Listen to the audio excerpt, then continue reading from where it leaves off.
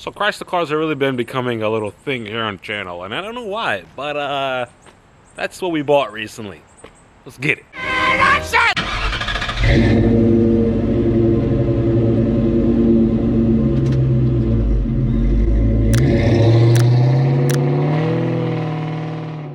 YouTube, what is going on? It is your boy Chris Rod here, and today what we're going to be doing is simply taking a look at the car that I recently bought, which is a 1977 Plymouth VOLARE. First glance and our first look at the car, we can clearly see that we have some nice wheels already on here. So basically what happened was I had the original wheels on here. The car actually used to be just on bricks, but when I bought it, got it towed here, and tires on it were shot. So I bought some spacers, went to Titan wheel accessory spacers. Bought them, put them on the car, and I put some Mustang wheels on here just so we can have this thing roll back and forth. And currently, the car does not run, so you guys are aware. It's getting a little closer to the side of the car. I mean, honestly, we have, you know, just blemishes, some scratches. Supposed to have a logo here. It's over there somewhere. You know, more scratches down here. Scratches, nice. We have a little bit of a, looks like it's starting to like bleed through the rust, per se. You know, we have spots here, and as well over there. I mean, you know, nothing too much to worry about. The car's still pretty solid, so you know we'll take care of that as time goes along. You know how you like put gas in there? So there's no filler neck, no tank. It's okay. We're gonna be buying some new parts, but you know, obviously we don't have any fuel in the car. We have some new parts that are already currently put away, and we have a whole bunch of wasps that just wanna. What is going on, bro? The wasps eliminated. So as our little guy is going through a little ceremony down there, we're going to open this trunk and show you guys what we got in here. And if I'm really being honest with you, we clearly have a whole lot of nothing. And the reason is because my dad's been actually going to town with this car. He's been doing the most work. He's been really excited for this particular build as well. It's kind of me and my dad's first, I guess, project car as a father-son kind of a deal. So he's already taken care of it. That's why all the parts that was in here has already been put away, and we just have to pretty much install all those particular parts. And what those parts kind of include is fuel tank. Yeah, fuel tank. We have the alternator. We have the fan belts. We have power steering. We have brakes. We have brake lines. We have fluid. We have an engine, practically. No. But I mean, we still have a lot of things to do to actually get this car rolling. We're moving along here.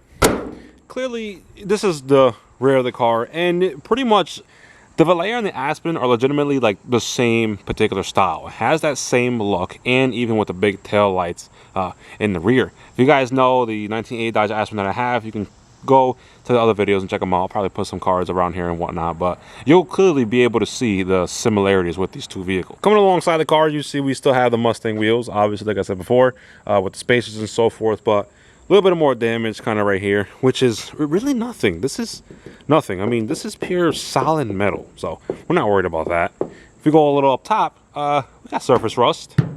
Not really a big deal. My dad kind of already went ham and did some painting on that side to see the little test, see if it'll work out. It did. This is full on solid, so there's no leaks going through the actual roof itself. A little deeper look, clearly we got some, you know, scuffage, markings and whatnot, scratches. I mean, it's not that big of a deal, man. I mean, this car, for what it is, the body is just so solid. And move along to the hood. Look, we have some blemishes here, over there. Duct tape on the vents, show you why in a sec, but the car is solid. It truly is. Checking out the front end real quickly, obviously we can see, yo, everything here is there. It's got the big old bumper, it's got all the little moldings and so forth. The grill is completely 100% intact.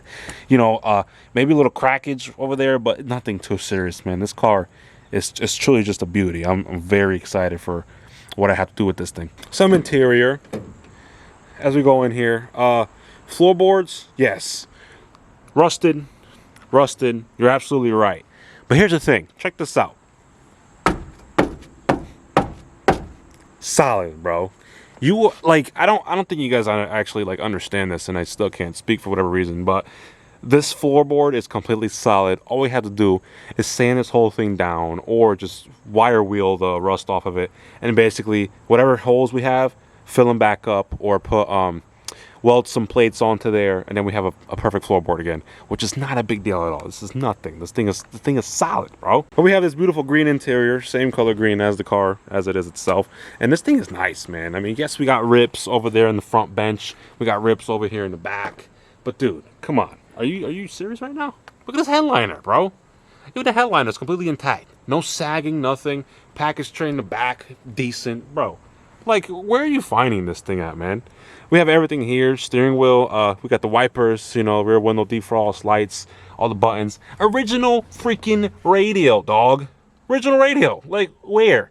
Again, where are you finding this? You're just not. So here's pretty much the reason why I bought this car. And it has to do with this little bitty thing right here. And what this is a 318 V8 small block Chrysler engine. But as you can see, we got the alternator not really in its place. We have power steering pump down there, which is kind of not in its place. New water pump. It's fancy, not, you know, not bad at all. We need a radiator. We need the radiator shroud. We need the fan, the pulley for the water pump. You know, we need the fan clutch. There's a lot of stuff we need for this whole thing, you know. But I think I'm pretty well rounded to know how to put it all together, especially with all the stuff I got on my brain. But this is pretty much it, guys. This is the VOLARE. This is the 1977 Plymouth VOLARE, and I'm sorry if I don't have much to say, but I'd rather say less than tell you that I know about this car, when the reality is I really don't.